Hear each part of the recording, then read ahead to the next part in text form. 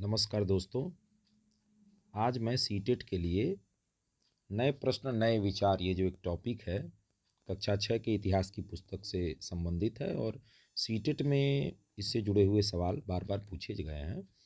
तो आज उस चैप्टर को हम दोहराने जा रहे हैं। आइए उसको शुरू करते हैं।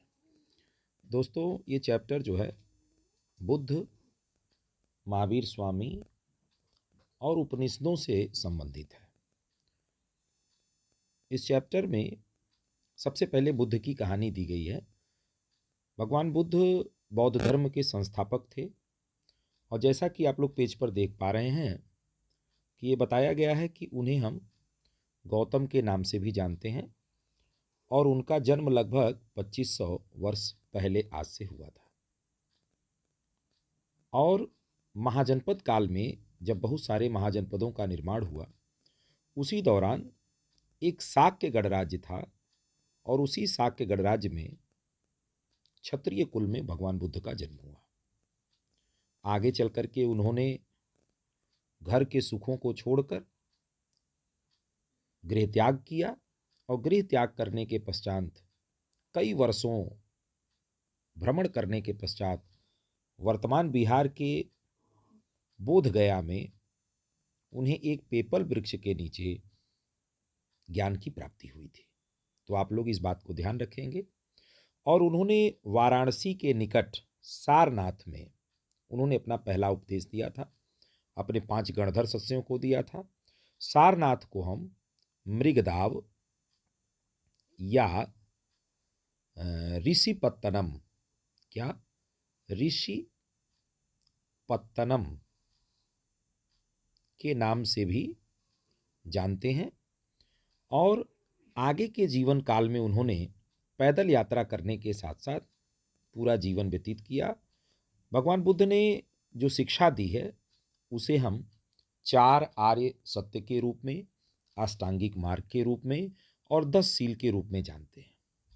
4 आर्य सत्यों में बुद्ध का जो मुख्य बिंदु था वह तृष्णा थी। उन्होंने ये माना कि जीवन जो है कष्टों और दुखों से भरा हुआ है। जीवन जो है कष्टों और दुखों से भरा हुआ है और जब तक मानव की तृष्णा दूर नहीं हो जाती तब तक वह अपने जीवन में दुखों से भरा रहेगा। और तृष्णा से मुक्ति के लिए उन्हें अपने लालसा से मुक्ति पानी होगी और इसके लिए अष्टांगिक मार्ग और 10 सील का पालन करना पड़ेगा।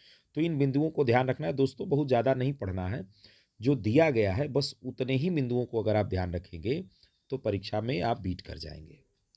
आपको यहाँ पर किताब में एक सारनाथ के स्तूप का चित्र दिया गया है। दोस्तों, सारनाथ में यह स्तूप संभवतः इस याद में बनाया गया था कि यहीं पर भगवान बुद्ध ने अपना पहला उपदेश दिया था। और बुद्ध ने ये कहा कि मानव को अपने जीवन में हिंसा नहीं करनी चाहिए, जानवरों का आदर करना चाहिए, मनुष्यों का आदर करना चाहिए।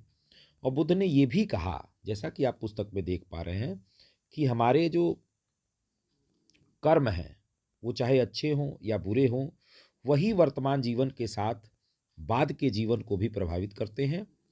और बुद्ध ने सबसे महत्वपूर्ण बात यह है, जैसा कि यहाँ दिया गया है, कि बुद्ध ने अपनी शिक्षा प्राकृत भाषा में दी थी। बुद्ध ने अपनी शिक्षा किस भाषा में दी थी? तो प्राकृत भाषा में उन्होंने अपनी शिक्षा दी थी।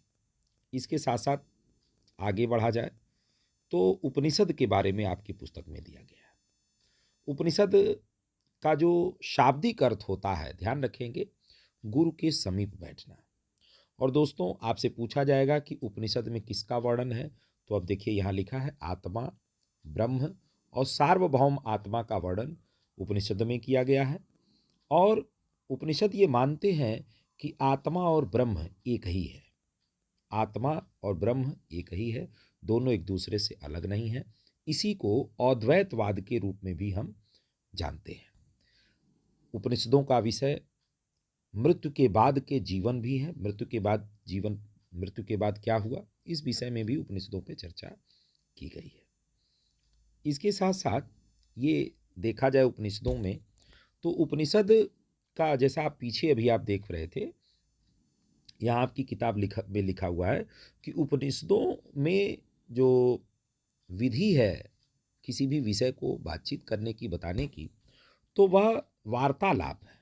अध्यापक और विद्यार्थी के बीच वार्तालाप के द्वारा जिस प्रकार से किसी विषय के बारे में निष्कर्ष निकाला जाता है, ठीक उसी प्रकार से उपनिषद में भी वार्तालाप के द्वारा जो है ज्ञान के विषय में बातचीत की गई है।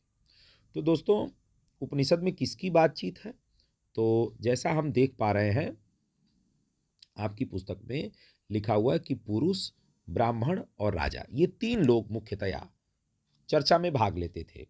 लेकिन स्त्री विचारकों का भी उल्लेख मिलता है।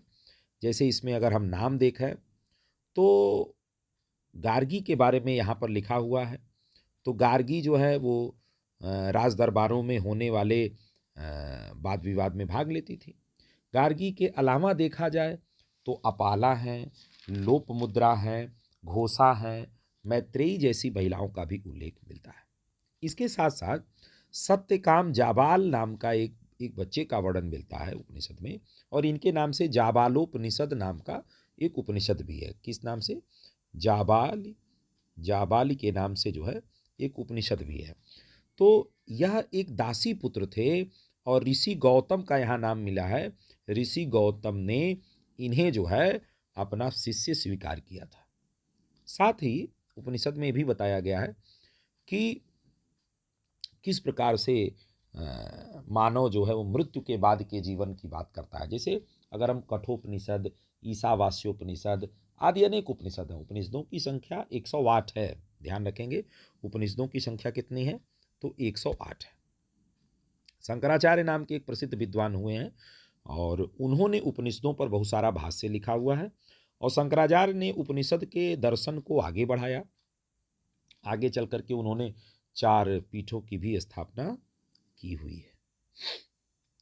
आगे बढ़े तो देखिए, यहाँ पर पाणिनि के बारे में बात किया है। महर्षि पाणिनि आप सभी लोग सुने होंगे। इन्होंने अष्टाध्यायी नाम का एक व्याकरण ग्रंथ लिखा है। यह व्याकरण ग्रंथ संस्कृत से संबंधित है और जैसे कि आपकी पुस्तक कह रही कि इसमें 3000 सूत्र हैं।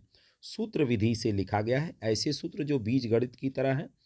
और अष्टाध्यायी जो है वो संस्कृत का एक प्रमुख व्याकरण ग्रंथ है। जैन धर्म की बात करें दोस्तों, तो जैन धर्म के बारे में लिखा हुआ है कि जैन धर्म का जो विचार है वो महावीर स्वामी ने दिया हुआ था। और महावीर स्वामी जो है वो आज से लगभग 2500 वर्ष पहले हुए थे और उनका जो जन्म है वो लिच्छवी कुल में हुआ था। एक क्षत्रिय राजकुमार थे।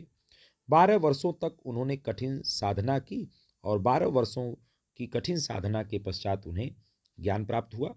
उनकी जो मुख्य शिक्षा है वो यही है कि सत्य को जानने की इच्छा रखने वाली प्रत्येक स्त्री पुरुष को अपना घर छोड़ देना चाहिए। उन्होंने कहा कि अहिंसा का पालन करना चाहिए। उन्होंने कहा किसी जीव को कष्ट नहीं देना चाहिए, उसकी हत्या नहीं करनी चाहिए। वो कहते थे कि सभी जीव जो हैं वो जीना चाहते हैं और सभी के लिए जीवन प्रिय है। तो महावीर स्वामी की ये शिक्षाएं थी और महावीर स्वामी भी बुद्ध की भांति प्राकृत भाषा में अपने उपदेश दिए हैं। लेकिन इनकी जो प्राकृत है वो मागधी कहलाती है। क्या कहलाती है? मागधी। तो अगर ऑप्शन में पूछा जाता है आपसे प्रश्न में कि भाई महावीर स्वामी ने अपनी शिक्षा किस भाषा में दी है और ऑप्शन एक प्राकृत है और मागधी दोनों है, तो उस अवस्था में हम मागधी का उत्तर देंगे। इसके साथ साथ जैन धर्म में ब्रह्मचर्य को लेकर के काफ़ी हिदायत इन्होंने दी। इन्होंने कहा कि ब्रह्मचर्य का पालन होना चाहिए और इन्होंने अनुयायियों के लिए कहा कि भोजन के लिए भिक्षा मांगकर सादा जीवन बिताना होगा और पुरुषों को वस्त्र के त्याग की भी बात महावीर स्वामी ने की हुई है, जैसा कि आपकी पुस्तक बता रही है। अब जैन शब्द कहाँ से आया है? तो यहाँ पर देखिए लिखा हुआ है कि जैन शब्द जो है वो जिन शब्द से निकला हुआ है और जिन का अर्थ होता है विजेता। इस बात को ध्यान रखिएगा। और महावीर स्वामी के लिए भी जिन शब्द का प्रयोग किया गया है।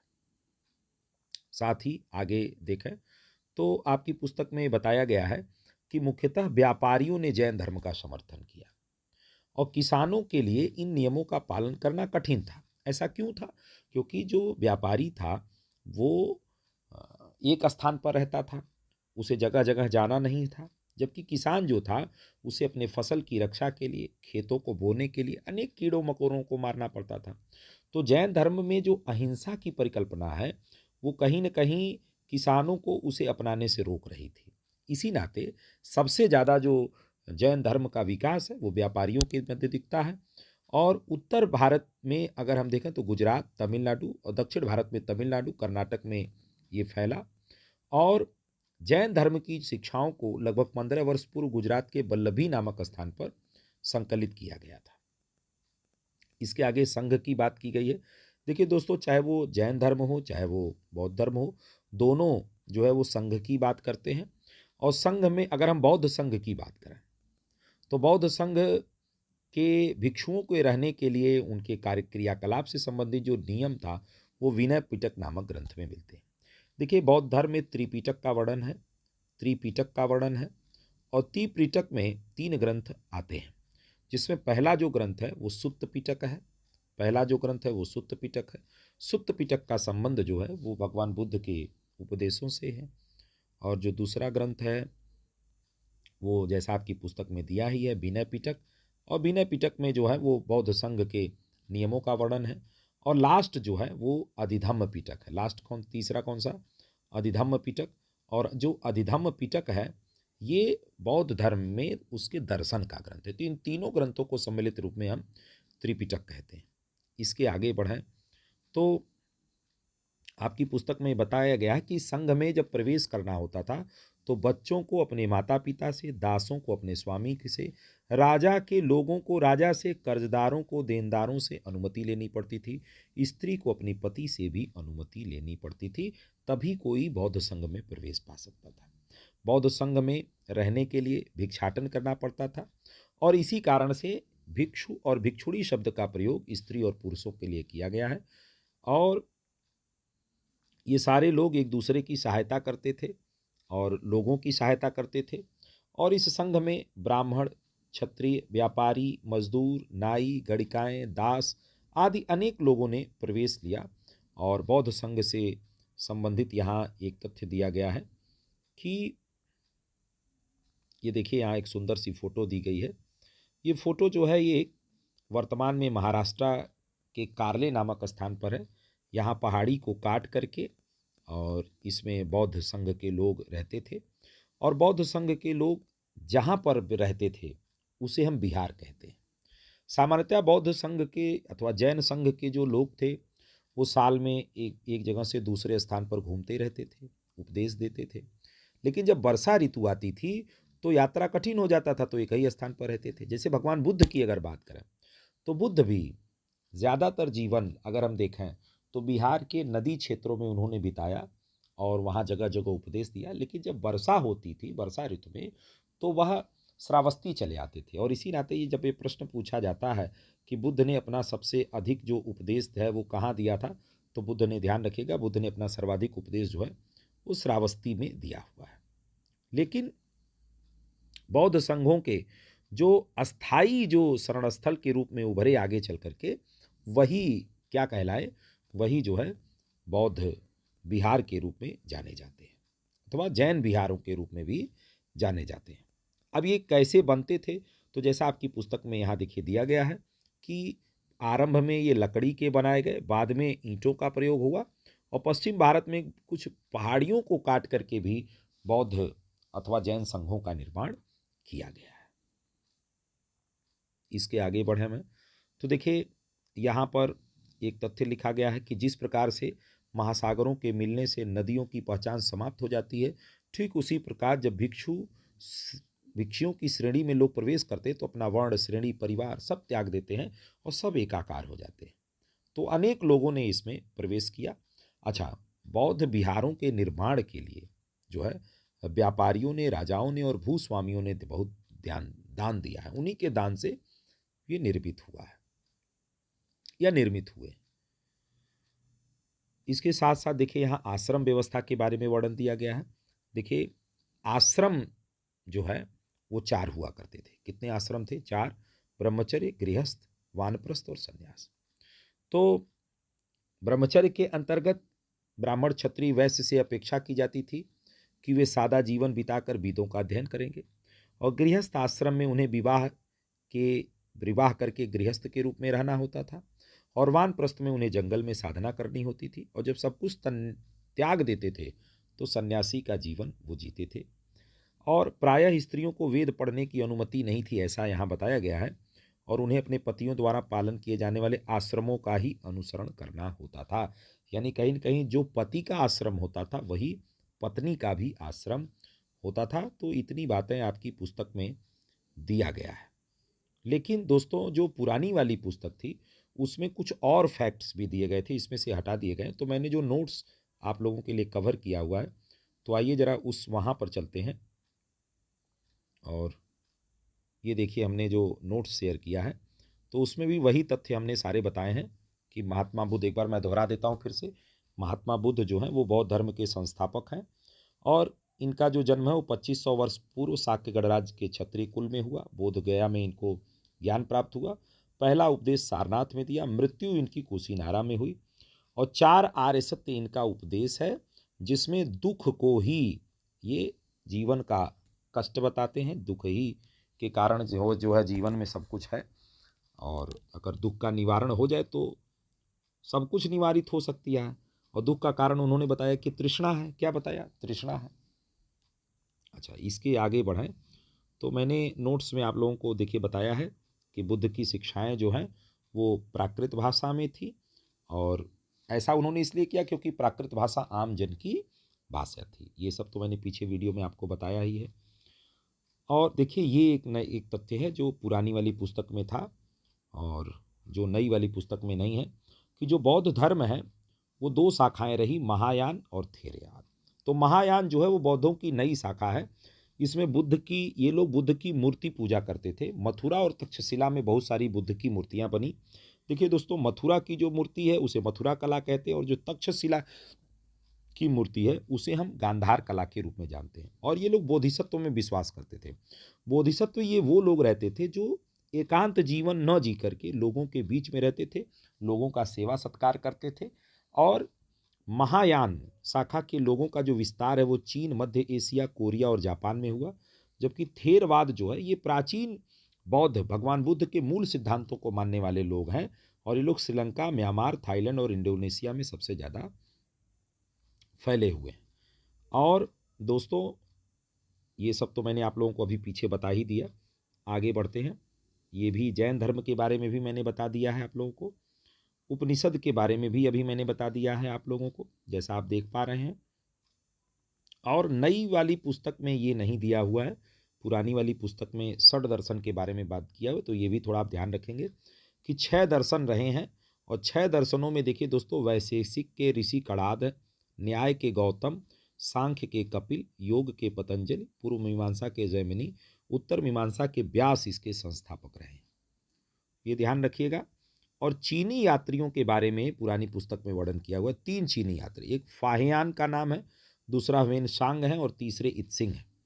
तो दोस्तों ये जो फाहियान है इनको अगर हम देखें तो फाहियान जो है ये चंद्रगुप्त विक्रमादित्य के दरबार में आए थे गुप्त काल में। और जो वेनसांग हैं ये राजा हर्षवर्धन के काल में आए थे। और जो इत्सिंग है वो वेनसांग के लगभग 50 साल बाद आए थे। तो ये 3 चीनी यात्रियों का भी नाम याद रखेंगे। ये तीनों भारत की यात्रा किए थे। 4 आश्रमों के बारे में मैंने आपको बता ही दिया। तो एक छोटा सा ये टॉपिक है जो जिससे जुड़े हुए प्रश्न हर साल आए हुए हैं, तो आप लोग इसे देख लें। बहुत बहुत धन्यवाद।